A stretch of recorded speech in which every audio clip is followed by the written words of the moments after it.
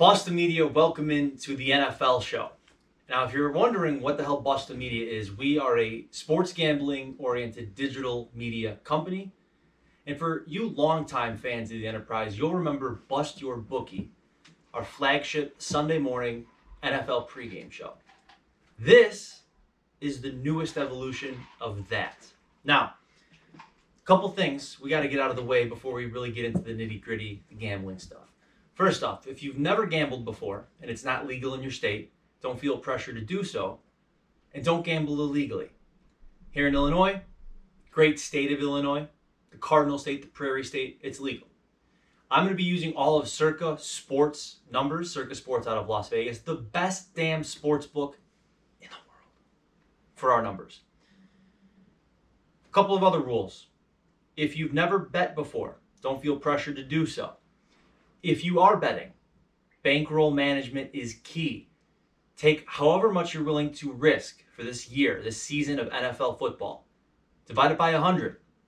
That is your unit. That is your one unit. For any random game you're betting, that's your unit. BustEm Media, we have 3 different bets. 1 unit bet, that's a standard bet. A 2 unit bet where we have a little bit more confidence in our wager. And then finally, our 3 unit bet is what we call a double diamond play. Don't ask about the numbers, they don't matter. Much like whose line is it anyway. Finally, if you are going to bet, or if you're not going to bet, understand that we are just giving you information. Education, information, hopefully a little bit of entertainment. That's what the NFL show is about. Now, I'm here with my producer, my guy, T. Wick. He's going to be bouncing around here and there. And I want to start it off with this. Other than the fact that we just had the first NFL game Thursday night, the Chiefs and the Texans, do you know how I know it's the start of a 2020 NFL season, T? It probably has something to do with me betting the favorite. Well, other than the fact that you are a chalk playing little bitch, Sean Lee is on injured reserve. That's when you know football season is back, when Sean Lee is not an active roster member of the Dallas Cowboys. And there it is, the first diss of the Dallas Cowboys. Shots are going to be fired towards the Cowboys. Now, let me give you a little bit of love. We're going to do Kiss the Ugly Frog here. I have made one, and only one, season-long bet, not regular season win total, not conference title winner. I've made a Super Bowl champion bet at 16-1 on the Dallas Cowboys. Let me explain myself. I don't see any other team clearly better than them in that conference. They're in the top tier. There's a couple teams right near them. And we know the entire league is going to have to run through KC. Good teams win. Great teams cover. That's exactly what the Chiefs did Thursday night. But going into week 1, there's a couple of trends that I want to point out. First and foremost, the Saints are 0-7 against the spread in week 1 in their last 7. 1-6 straight up. They play Tom Brady's Tampa Bay Buccaneers this year with Gronkosaurus Rex. The number, I don't think it matters because this game is a toss-up. It's a coin flip in my opinion. Would you agree, Ty? Yeah, I'd say so at the same time. The Saints, I mean, you look and every single year they're starting out flat, and you're wondering, hey, is this going to be the year that Drew Brees falls off that cliff and the Saints kind of go with them? On the other hand, you have Tampa Bay, who's loaded up with talent. I still trust Tom Brady as my quarterback any day. And, I mean, it's hard to bet against them, especially them being dogs. I'm going to take the points with the Bucs all day. Brady, as a quarterback, has been favored in 74 straight games, regular season. This Sunday's game against the Saints will be his first in 75 that his team is not favored. Home underdogs against division rivals. Let me say that again. Home dogs in division games are hitting at 80% against the spread since 2009. Those are the ugly duckling games. And you got to be really, really, really just giant cojones to bet these teams. We have 2 this weekend. Jacksonville is at home, and they are catching a touchdown more in some spots to the Indianapolis Colts. And we have the Washington football team catching points to Philadelphia in week 1. I'm not going to give too many things away. One of those dogs will be a BustEm pick later on. I found that stat astounding considering the fact that week 1, it's a new season, new teams. Nothing really stays the same, in my opinion, from week to week, T. But you really have to have some major confidence in one of those 2 teams to back them. For a lot of you, though, teasers are something that you've heard about or you bet. I want to talk about teasers. Teasers are where you're going to have at least 2 wagers in one bet, where you're going to be getting more points than what the actual spread is. So, for example, if Team A is favored by 3 against Team B, and Team C is favored by 7 against Team D, you're going to be able to add more points to either side of the bet. The graphics right in this area right here is going to break it all down nice and easy for you. There are 2 rules when you are betting teasers, and take it from me, learning the hard way, that you cannot do when you're betting teasers. Do not tease through 0. In other words, if a team is favored by 3 and you're going to do a 6-point teaser, do not take that team through 0 to +3. Second rule, do not tease totals. Don't do it. If you're getting 6, that's less than a touchdown. That's 1 possession. That's a bad way to play. I'm not going to break down the numbers for you. Take it from me. No teasing through 0. No teasing totals.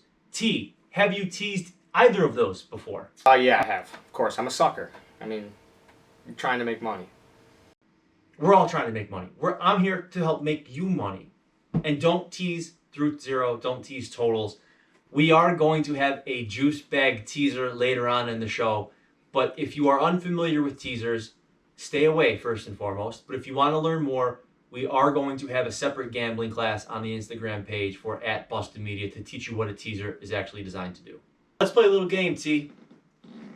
Do you know how many points the Washington football team scored total in 2019? I'm going to guess in the 150 range. It's a valiant effort. 266 was by far the lowest last year. Now, would you like to take a guess at how many points were scored off of Jameis Winston turnovers last year? I'm going to go in the 150 range. It's 105. So Jameis Winston accounted for about 40% of the lowest scoring team's total points last year. He is no more in Tampa Bay. We talked about Tom Brady. But the question becomes the Washington football team under Dwayne Haskins, new head coach Ron Rivera. Is Ron Rivera a guy that you are going to bet behind at some point this year? I think he did an underrated job in Carolina. He doesn't get a lot of credit for it. He kind of got shoved out the door there a lot like Cam Newton did. I like Ron Rivera as a hire for the Redskins just to kind of start turning things around. He's a big culture guy. All the players will vouch for him. So as a Cowboys fan, I don't like seeing Ron Rivera as their head coach just because it kind of puts them in the right path. If you're me, he took Carolina to a Super Bowl. So, hopefully that's not the case with Washington. But I guess that's why we play the games. Can we agree that the biggest story of the offseason was Tom Brady? Undoubtedly. The inverse of that is that Cam Newton is now the starting quarterback for the New England Patriots. Bill Belichick is starting Cam Newton game 1. I don't know, maybe 2-3 weeks ago, I was looking over rosters, I was taking a look at schedules, and I said to myself, Cam Newton has the opportunity to either be an absolute flameout because he has not won any of the last 7 games he has started as an NFL quarterback, or he has the opportunity to really show his skill set, that MVP skill set that we saw only a couple years ago en route to a Super Bowl, in an offense that McDaniels, I think, is probably a top 2 or 3 coordinator in the league. Where do you fall on this with Cam Newton in New England? You know the defense is going to come ready to play because of Bill Belichick. Doubt. The offense, it's going to be interesting. Cam Newton's kind of at the stage in his career you're not sure what you're going to get from him. But that being said, will he hold up? I think that's the biggest question, because if he is healthy, I think he presents so many different ways to utilize him on third down, on run pass options, on fourth down and short or goal line opportunities. Mm-hmm. He's so versatile. I love that aspect about him. But with players in the NFL, if they have a injury history, you have to respect that. Of course. I think the lack of weapons there is a big question mark as well. I like the Bills to win the division, even though I think the Bills are another team that has a lot of question marks. But I think the Patriots are going to be right there. You can't doubt Bill Belichick at the end of the day. I think the Patriots are right there in the conversation. At the end of the day, Bill Belichick is still their head coach, so it's hard to bet against them. Yeah, regular season win total at 9, juice to the over.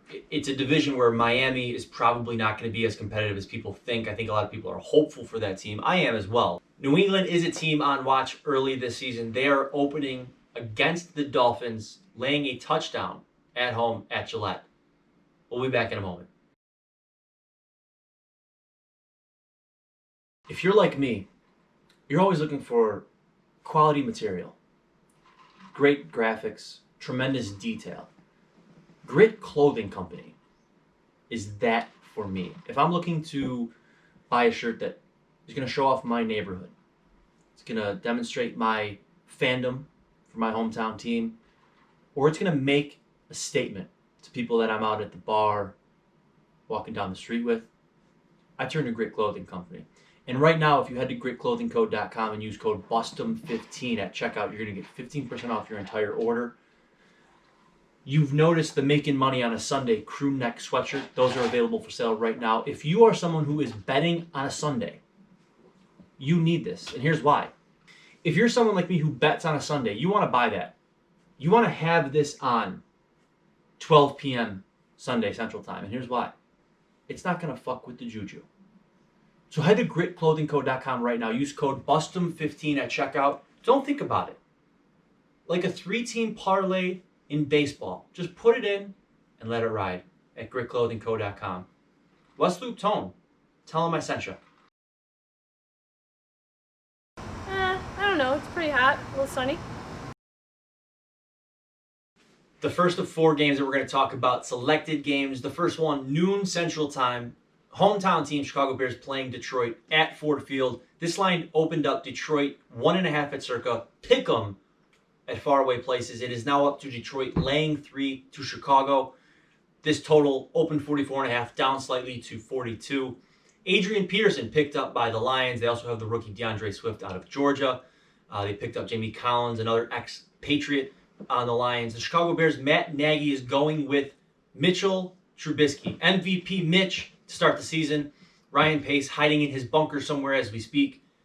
I think the wrong team is favored. I'm not saying that as a homer. I'm saying that because I don't see anything I like that much to lay points with the Detroit Lions. They do have an improved secondary, drafting Jeff Okudah out of Ohio State, by far and away the best secondary player coming out of college last year. But I think Allen Robinson, Tariq Cohen, David Montgomery, I think there's enough weapons on the Chicago Bears offense that they are going to be able to move the ball down the field. I like the under more than anything in this game. There's not going to be that much offense coming from either side. I like under 42. I'm not going to have a bet on Chicago, but I do think they end up winning the game. T, is there anything on this Detroit team that you want to say points the chart up and to the right? Chase Daniels is now the backup of the Detroit Lions. Matthew Stafford's. I mean, unless he's got some secrets, I like the Bears in this one. At the end of the day, the Bears' defense is just a lot better than the Lions' offense. I mean, Stafford is back, but at the end of the day, I think the Bears will take this one. Kenny Galladay, if you're a fantasy player, is a guy that I think you should be starting this week against the Chicago Bears secondary. DeAndre Swift, the aforementioned Georgia running back, 15-1 as Offensive Rookie of the Year. I think that's a pretty good value. He is going to get carries in Detroit. Again, I'm not going to bet the spread. I do like the total under 42. One last thing to watch out for fantasy players. Danny Amendola is questionable, so be on the watch for that. I don't think you should be starting him anyways. Moving on. The Sunday night special, the NBC Get Out game for Sunday night, sees Dallas going to play in newly opened SoFi Stadium in LA or in Inglewood, or there's off the I-9 to 233 down to the 76. This game opened up Dallas laying 3, now down to 2.5. The total from 50 up to 52. We know everything about Dallas. Dak Prescott without a contract. Amari Cooper, Zeke Elliott, CeeDee Lamb on the outside. The defense, I think, is somewhat of a question mark. They just signed DeMarcus Lawrence to a 1-year deal. The question becomes LA. Jared Goff gets the bag and sits out last year, or might as well have. I don't think he has the same moxie as other quarterbacks that are willing to pay the bag to, a la Patrick Mahomes or Deshaun Watson or maybe Dak Prescott. This number seems just right. If you're going to play it in a neutral field, Dallas seems about a 5.5 to 6 point better team than the Rams. I don't fucking know, T. I mean, I really want to lay 2.5 because I think that they can probably squeak out a field goal win. Mm-hmm. Sean McVay, I think people may have slept on him a little bit considering last year's really poor performance, all things considered. So you're talking about Sean McVay. Let me ask you about the other head coach that you failed Mike to McCarthy mention. came out of his barn, yeah. Yes, he did. Yeah. And that's something that's kind of been overlooked all offseason. I don't know if it's because of the pandemic or whatever. I mean, they added CeeDee Lamb, great offensive addition. It's going to make that offense even better. And if you improve some of the decision making that's been, I mean, I guess failed to happen over the last couple of years, you definitely hope that Mike McCarthy could come in, kind of see what they did wrong and improve in the areas like decision making that the previous head coach kind of lacked. Well, the Clapper definitely wasn't a guy that was managing much of anything other than, which is something. I think the commentary from the Mike McCarthy camp all offseason has been that he has been looking at analytics. He's a data guy now, which flies in the face of comments coming out of Green Bay when he was unceremoniously let go, that he ran a high school offense. There wasn't much dimension to it. Here's the question that I'm going to have. There's only one football. And there's a lot of weapons on that Dallas team. Sometimes when you have so much addition, it ultimately subtracts from the overall picture. I don't think that's going to be the case because they have such a great running game. Tony Pollard will steal snaps from Zeke Elliott this year. As he should. That's a good thing. That's exactly right. The other thing is Blake Jarwin being started in 65% of fantasy leagues. I'm high on this kid, possibly a big red zone threat. I really just wish right now I was working for the LA Rams. I really do, because if you're good for 1 year, which the enterprise has been good for a couple of years, let's be quite honest, but they get paid. Jalen Ramsey, $105 million, after literally a year ago paying Jared Goff way too much money. They see 1 good year and they're willing to pay. Like, just cut open the checkbook. Let's do it. Dumb contract, in my opinion. They're going to really hate themselves in 2 years for that deal. Sometimes when you were a kid and you're riding your bike around and it was a rainy day and maybe you grew up in a subdivision or a neighborhood that had some mud lots, and you ride your bike and you just got a little frisky and you wanted to mud it up, and you didn't notice how thick some of the mud was, and you find yourself all fucked up in some mud, can't get out of it. Sean McVay, I think, finds himself, and listen, Stan Kroenke is not an owner that I want to be affiliated with by any means. But I think he's found himself in a little bit of a mess coming out of that Super Bowl year. Bad contracts, really bad player personnel decisions, especially on the defensive side of the ball. Robert Woods, Cooper Kupp, the rookie Cam Akers, who's at 15-1 to win Rookie Offensive Player of the Year. I think those are weapons that Jared Goff can have. I'm leaning towards laying 2.5 with Dallas Sunday night. It's not a play yet, but it feels pretty strong. And finally, let's touch on the late game Monday night. Tennessee going into Denver, Mile High. Tennessee, regular season win total at 9. Denver at 7.5 under Vic Fangio. I think this line is absolutely insane. Tennessee laying 2.5 in Denver. This line opened up Denver laying 3 at home. I have Tennessee up to a 5.5 point favorite. Let me repeat that just for the people in the back. If Tennessee is laying anything less than 5.5 points, break out the 2x4 and the liquid nails and pound it down into the ground. 2.5 is insane. The Denver defense, before Von Miller left, Bradley Chubb is slightly injured. He's going to be on a pitch count. Okay. Vic Fangio, for everything that he's great about a defensive coordinator, which I believe he is a really good defensive coordinator, not that good of a head coach, time management. I don't want to go to bat with Drew Lock at all. Tennessee, on the other hand, Derrick Henry is a monster. If you want to take a flyer on him at 50-1 to be MVP, I think that's perfectly fine. If he even touches 2,000 yards this year, he will be perfectly fine. On the other hand, Ryan Tannehill is still a question mark. Is he a guy that can make plays by himself? Get you out of bad offensive plays, put you into good offensive plays, be able to use the weapons on the outside, including the play action pass over the top, that will get you to a victory. What do? Do you just run it down their throat, or do you let Ryan Tannehill read some of the exotic blitz packages that Vic Fangio will have for him and go over the top? It's an interesting game. I think the line, because it's so small, is a sleeper of a game this year. I mean, it seems like Tennessee's motto is kind of just pound the ball with Derrick Henry, and then Ryan Tannehill drops and throws it back like 10 times a game. Right. I think the big question mark is what you're going to get out of Drew Lock and the Broncos offense. Do you have thoughts on if he's going to take that next leap? I don't think so, and here's why. We know with quarterbacks, you either have to be on your rookie deal or you have to be an all-time great player. Other than a couple of exceptions that everyone knows about, 2000 Ravens, I don't want to hear it, okay? You have to have an all-time great quarterback or you have to have a guy on his rookie deal. Ryan Tannehill is neither of those. But there's enough on that team, and I think Mike Vrabel gets slept on as one of the best strategic coaches in the league. He's got balls. You go back and watch the London game last year against the Chargers, going for it deep. I think it was 4th and goal from inside the 1. Bad play call, and we can charge him on that. It probably wasn't his decision, anyways. I think Mike Vrabel ultimately knows how to get this team to a Super Bowl. I just don't think it's with Ryan Tannehill at the helm. That being said, 2.5 is a gift. Lay it against the Broncos in Week 1. T, you got a pick on this game? The total, by the way, is 41. It stayed at 41. That's where it opened. It's 41. Yeah, I'd like Tennessee too. I know Von Miller is going to be out for the year. That's going to be a big loss for that defense. He's just a leader. He's the captain. I like the Titans in this one. For the BustEm card this Sunday, we have 4 plays that we're going with. First, I want to start with Cleveland. They're getting 7.5 playing Baltimore in Baltimore.